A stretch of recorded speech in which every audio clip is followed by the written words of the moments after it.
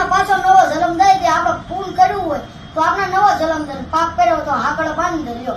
કોણ બાંધી દે? અમરાજ બીજું કોણ? કોઈ અમરનો પાટો લઈને આયા નથી તો આપણે મરી નહીં જવાનું. એ વાત લટકતા હોય ને એ વિયા જાય. આપણે વાત કરવી એમાં છે ને વી જાય. ભગવાન આમ મોત આમ ખાતા ખાતા દે દે, આમ હાલતા હાલતા દે દે, બેઠતા બેઠતા દે દે, એ મોત હારું. બાકી આ કચરાની મોત દે ની હા કે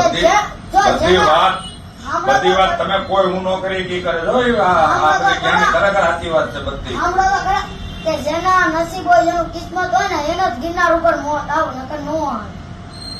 મોત કેવું સારું કહેવાય, જ્યાં ગિરનાર ઉપર મોત મળે ને એ જ સારું કહેવાય. જેના ભાગમાં હોય ને એને જ મળે, બાકી નો મળે. તો ગિરનાર જવું જોઈએ ને મારે? હું એટલે આમ નામ નો મરે. આપણો સમય આવે ઉપર આપણી સીટી પાકે ને ત્યારે હારા હારા વ્યા જાય ને ક્યાં આપણે કોઈને પૂછવા ઉભું જોઈએ.